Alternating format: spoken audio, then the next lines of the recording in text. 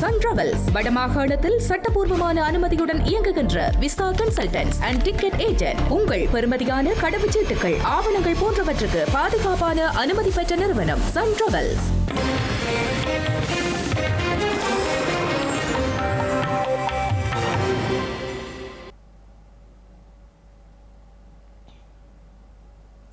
வணக்கம். இது ஐபிசி தமிழின் பிரதான செய்திகள். முதலில் தலைப்புச் செய்திகள். அசோக ரன்பலுவின் கல்வி சான்றிதழ் விவகாரம். கலாநிதி பட்டம் இல்லை என நம்புவதாக கூறும் பிமல் ரத்நாயக்க. பிரதமருக்கு எதிரான நம்பிக்கையில்லா பிரேரணை விவாதத்திற்கு எடுத்துக் கொள்ள தயார் என அமைச்சர் நலிந்த தெரிவிப்பு. மஹிந்தானந்த அழுத்கமகி மற்றும் நளின் பெர்னாண்டோ ஆகியோரின் மேல்முறையீடுகளை விசாரிக்க தீர்மானம். மார்ச் மாதம் விசாரணை. சிறுவர்கள் மத்தியில் பரவும் வைரஸ் தொற்று. குளிரான காலநிலையினால் பாதிப்பு. சட்டசபையிலிருந்து வெளிநடப்பு செய்த தமிழக ஆளுநர். தேசிய கீதம் இசைக்கப்படாமைக்கு எதிர்ப்பு. சாகோஸ் தீவுகளின் இறையாண்மையை மொரிஷியஸிடம் ஒப்படைக்கும் பிரித்தானியா. முட்டாள்தனமான செயல் என்கிறார் ட்ரம்ப். தொடர்பான விரிவான செய்திகள். ஸ்ரீலங்கா முன்னாள் சபாநாயகர் அசோக ரத்வல்ல தனது கல்வி தகமையை நிரூபிக்க காலம் தாழ்த்தியுள்ளமையினால் அவரிடம் கலாநிதி பட்டத்தை உறுதிப்படுத்தும் சான்றிதழ் இருப்பதாக தான் நம்பவில்லை என்று போக்குவரத்து அமைச்சர் பிமல் ரத்நாயக்க தெரிவித்தமை உற்றுநோக்கலை ஏற்படுத்தியுள்ளது. நேற்று இரவு இடம்பெற்ற தொலைக்காட்சி விவாதம் ஒன்றில் அவர் இதனை கூறியுள்ளார்.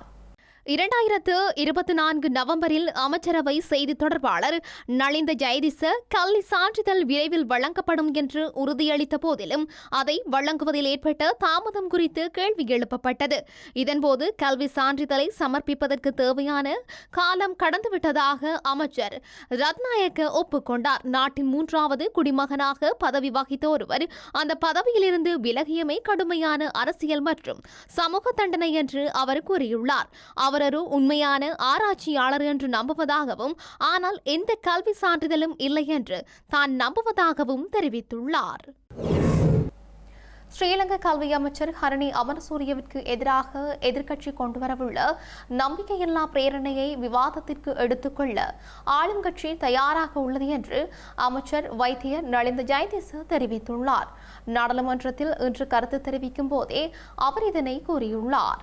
புதிய கல்வி மறுசீரமைப்பில் ஏற்பட்ட தவறுகளை தொடர்ந்து கல்வி அமைச்சர் ஹரணி அமரசூரியவிற்கு எதிராக எதிர்க்கட்சிகள் நம்பிக்கையில்லா பிரேரணையை கொண்டு வந்துள்ளன.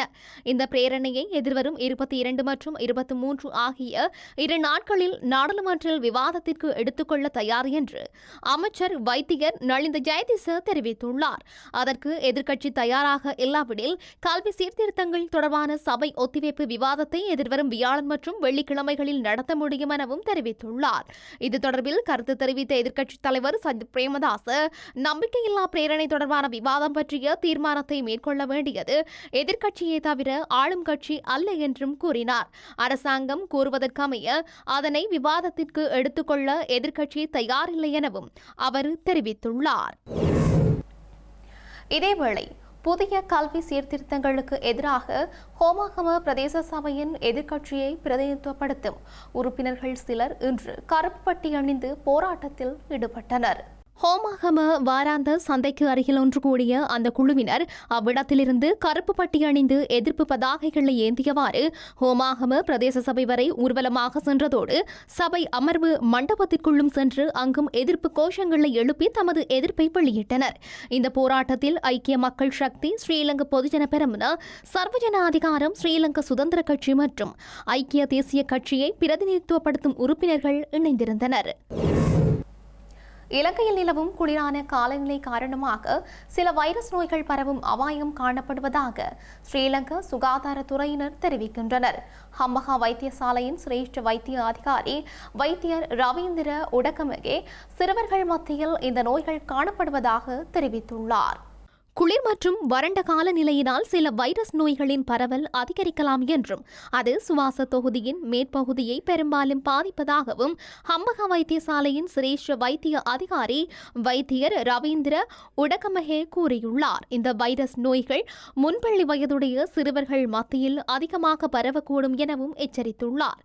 காய்ச்சல், இருமல், தடிமன், தொண்டைவலி, கடும் தலைவலி, தசைவலி மற்றும் வாந்தி, வயிற்றுப்போக்கு போன்ற நோய் அறிகுறிகள் ஏற்படக்கூடும் என்றும் 3 நாட்களுக்கு மேல் இந்த நோய் அறிகுறிகள் காணப்பட்டால் அல்லது சுவாசிப்பதில் சிரமம் ஏற்பட்டால் வைத்திய ஆலோசனையை பெற்றுக்கொள்ளுமாறும் அறிவுறுத்தியுள்ளார். ஊழல் குற்றச்சாட்டுகள் தொடர்பில் சிறை தண்டனை விதிக்கப்பட்டுள்ள ஸ்ரீலங்கா முன்னாள் அமைச்சர்களான மஹிந்தானந்த அழுத்கமகே மற்றும் நளின் பெர்னாண்டோ ஆகியோர் தண்டனைக்கு எதிராக தாக்கல் செய்துள்ள மேன்முறையீடுகளை விசாரணைக்கு எடுத்துக்கொள்ள உயர் நீதிமன்றம் தீர்மானித்துள்ளது. இந்த மேன்முறையீட்டு மனுக்களை மார்ச் மாதம் 9ஆம் தேதி விசாரணைக்கு எடுத்துக் கொள்ளப்படவுள்ளது. 2015ஆம் ஆண்டு நடைபெற்ற ஜனாதிபதி தேர்தலின் போது சதோச நிறுவனமூடாக 14,000 கரம்பொருட்கள் மற்றும் 11,000 தாயக்கட்டைகளை இறக்குமதி செய்ததன் மூலம் அரசாங்கத்திற்கு 50 மில்லியன் ரூபாவிற்கும் அதிகமான நஷ்டத்தை ஏற்படுத்திய குற்றச்சாட்டில் குற்றவாளியாக காணப்பட்ட முன்னாள் அமைச்சர் மஹிந்தானந்த அழுத்கமகேவுக்கு 20 வருட கடூழிய சிறை தண்டனையும் நளின் பெர்னாண்டோவுக்கு 25 வருட கடூழிய சிறை தண்டனையும் விதிக்கப்பட்டது. அந்த தண்டனைக்கு எதிராக இவர்கள் மேன்முறையீடு மனுக்களை தாக்கல் செய்தனர். இந்த மேன்முறையீட்டு மனுக்கள் பிரதம நீதியரசர் பிரீதி பத்மன் சூரசேன மற்றும் அச்சல வெங்கப்புலி ஆகியோர் அடங்கிய நீதியரசர்கள் குழாம் முன்னிலையில் இன்றைய தினம் விசாரணைக்கு எடுத்துக் கொள்ளப்பட்டது. இதன்போது முன்வைக்கப்பட்ட சமர்ப்பணங்களை ஆராய்ந்த நீதிபதிகள் குழாம் குறித்த மேன்முறையீட்டு மனுக்களை மார்ச் மாதம் 9ஆம் தேதி விசாரணைக்கு அளிப்பதாக உத்தரவிட்டது. திருகோணமலை மனையாவளி பிரதேசத்தில் அமைந்துள்ள சாண்டிகுடா கடற்கரையின் ஒரு பகுதியை விடுவிப்பதாக ஸ்ரீலங்கா ஜனாதிபதி கூறிய போதிலும் குறித்த கடற்கரையினை பயன்படுத்த அனுமதி மறுக்கப்படுவதாக அந்த பகுதி கடற்றொழிலாளர்கள் கவலை வெளியிட்டுள்ளனர்.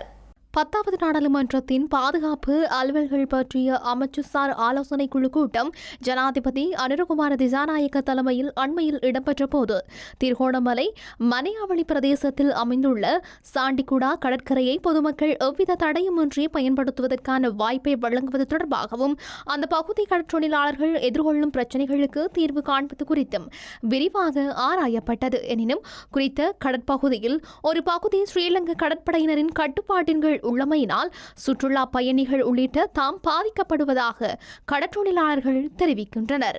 அதோட எங்கட கடற்கரை என்பது சின்ன ஒரு கடற்கரை. வர்ற சுற்றுலா பயணிகள் ஒரு அவங்க படுத்திருந்து இருக்கிறதுக்கு இடம் காணாதது காரணம் படகுகள் எல்லாமே ஒரு சிறிய பகுதிக்குள்ளதான் மட்டுப்படுத்தப்பட்டிருக்கு. 3ல் ஒரு 1.5 பகுதி கடற்படையினரால் கைப்பற்றப்பட்டது. மிச்ச 1.5 பகுதிக்குள்ள கரவல தொழிலாளிகள், மீன்பிடி தொழிலாளிகள் எல்லாருமே அது ஒரு மட்டுப்படுத்தப்பட்ட பகுதிக்குள்ள மட்டும்தான் நாங்கள் எங்களை படகுகளை வச்சு கொண்டிருக்கோம். வர்ற டூரிஸ்ட் கூடி சொல்றாங்க பீச் நல்லா இருக்கு, எங்களுக்கு ஸ்டே பண்ணி அந்த வியூவை பார்க்கறதுக்கான ஒரு இடவசதி இல்லை. நீங்க அந்த ஃபுல் பீச்சை ரிலீஸ் பண்ணக்குள்ள நாங்களே எங்களை படகுகளை கொஞ்சம் கொஞ்சமா இது செய்யக்குள்ள சரியான ஒரு இடம் ஒன்று கிடைக்கும்.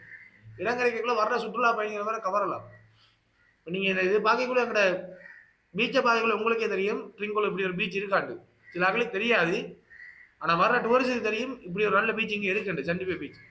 எங்களுக்கு நீங்கள் முடிவு ஆலோசனை வழங்கியிருக்காரு ஜனாதிபதி கடற்படைக்கு ஆலோசனை வழங்கியிருக்கார் இந்த கடற்கரை விடுவிக்க சொல்லிட்டு அது நீங்கள் எங்களோட வாழ்வாதாரத்தை மேம்படுத்த ஏழுமண்டா, அதோட எங்களோட சுற்றுலாத்துறையும் சண்டிபே சுற்றுலாத்துறையும் கொஞ்சம் மேம்படுத்த ஏழுமண்டா எங்களுக்கு செய்யக்கூடிய ஒரே ஒரு 2 உதவியை கேட்டுக்கொள்கிறோம். ஒன்று, எங்களுக்கு இந்த அனுமதி பத்திரங்களையும் வழங்கி எங்களது கடற்கரையும் பழைய மாதிரி விரிவாக்கம் அடைஞ்சு படகுகள் எல்லாம் வெவ்வேறு இடங்களில் தரிக்கப்பட்டு வரும் சுற்றுலா பயணிகளுக்கான இடங்களும் ஒதுக்கப்பட்டு ஒரு நல்ல ஒரு சுற்றுலாத்துறையை நடத்துறதுக்கு நாங்கள் விரும்புகிறோம். இதுக்கான ஒத்துழைப்பை ஜனாதிபதியோ எங்களோட பாராளுமன்ற உறுப்பினர்களோ கடற்படையினர் அனைவரிடம் நாங்கள் கேட்டுக்கொள்ற வேண்டியது தான். இது அனைத்தையும் செய்து தாருங்கள். இலங்கையில் 79வது சுதந்திர தினத்தை முன்னிட்டு மன்னாரிலிருந்து சக்கர நாற்காலியின் உதவியுடன் விசேட தேவையுடையோர் இளைஞர் ஒருவர் சுற்றுப்பயணத்தை ஆரம்பித்துள்ளார். வவுனியா சூடுவந்தகுளம் பகுதியைச் சேர்ந்த மக்கின் முகமது அலி என்ற இளைஞரே இன்றைய தினம் செவ்வாய்க்கிழமை காலை தனது பயணத்தை ஆரம்பித்துள்ளார்.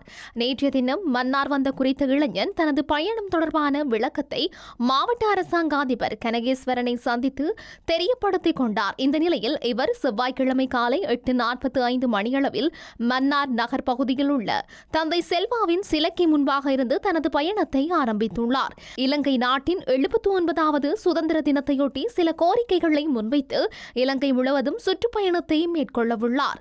வடமாகாண சக்கர நாற்காலி கிரிக்கெட் அணியின் தலைவரான மக்கின் முகமது அலி தொடர்ச்சியாக கடந்த காலங்களில் பல்வேறு செயற்பாடுகளில் ஈடுபட்டுள்ளமை குறிப்பிடத்தக்கது. தமிழக சட்டசபையின் முதல் கூட்டத்தொடர் இன்று ஆரம்பமான நிலையில் தேசிய கீதம் பாடப்படாமைக்கு எதிர்ப்பு தெரிவித்து தமிழக ஆளுநர் வெளிநடப்பு செய்துள்ளார். ரவி உரையை வாசிக்காது வெளிநடப்பு செய்துள்ளார். இதற்கு திமுக சட்டமன்ற உறுப்பினர்கள் கடும் எதிர்ப்பு தெரிவித்துள்ளனர். இந்த நிலையில் ஆளுநர் மக்கள் நலனில் அக்கறை உள்ளவராக இருக்க வேண்டும் என்று சட்டசபையில் முதல்வர் ஸ்டாலின் தெரிவித்துள்ளார். தமிழக அரசின் உரையை வாசிக்காமல் ஆளுநர் வெளியேறியது குறித்து முதல்வர் ஸ்டாலின் உரையின் போதே இதனை கூறியுள்ளார். மீண்டும் ஒருமுறை ஆளுநர் சட்ட விதிகளையும் மரபுகளையும் மீறி செயல்பட்டு அவையிலிருந்து வெளியே சென்றுள்ளதாக கூறியுள்ளார். ஆளுநரின் செயல் 100 ஆண்டுகால மரபையும் நீண்ட பாரம்பரியத்தை கொண்ட மக்கள் சபையையும் அவமதிக்கும் செயல் என்று தெரிவித்துள்ளார். சாகோஸ் தீவுகளின் இறையாண்மையை மொரீஷியஸிடம் ஒப்படைக்கும் பிரித்தானியாவின் திட்டம் மிகப்பெரிய முட்டாள்தனமான செயல் என்று அமெரிக்க ஜனாதிபதி டொனால்ட் ட்ரம்ப் கூறுகின்றார். பிரித்தானியாவின் இந்த செயற்பாடும் கிரீன்லாந்தை கைப்பற்ற வேண்டும் என்ற அமெரிக்காவின் திட்டமும் ஒன்று என்று தெரிவித்துள்ளார். சாகோஸ் தீவுகளின் இறையாண்மையை மொரீஷியஸிடம் ஒப்படைக்கும் திட்டத்தை ட்ரம்ப் நிர்வாகம் முன்னர் ஆதரித்த நிலையில் தற்போது எதிர்ப்பு வெளியிட்டமை குறிப்பிடத்தக்கது. செய்திகளின் நிறைவாக மீண்டும் தலைப்புச் செய்திகள். அசோக ரன்வலுவின் கல்வி சான்றிதழ் விவகாரம் கலாநிதி பட்டம் இல்லை என நம்புவதாக கூறும் விமல் ரத்நாயக்க. பிரதமருக்கு எதிரான நம்பிக்கையில்லா பிரேரணை விவாதத்திற்கு எடுத்துக் கொள்ள தயார் என அமைச்சர் நலிந்த தெரிவிப்பு. மஹிந்தானந்த அழுத்கமகி மற்றும் நளின் பெர்னாண்டோ ஆகியோரின் மேன்முறையீடுகளை விசாரிக்க தீர்மானம். மார்ச் மாதம் விசாரணை. சிறுவர்கள் மத்தியில் பரவும் வைரஸ் தொற்று குளிரான காலநிலையினால் பாதிப்பு. சட்டசபையிலிருந்து வெளிநடப்பு செய்த தமிழக ஆளுநர் தேசிய கீதம் இசைக்கப்படாமைக்கு எதிர்ப்பு. சாகோஸ் தீவுகளின் இறையாண்மையை மொரீஷியஸிடம் ஒப்படைக்கும் பிரித்தானியா முட்டாள்தனமான செயல் என்கிறார் ட்ரம்ப். இத்துடன் IBC தமிழின் பிரதான செய்திகள் நிறைவு பெற்றன. செய்திகளை உடனுக்குடன் அறிந்து கொள்ள ibctamil.com என்ற எமது இணையதளத்தை பார்வையிடுங்கள். வணக்கம்.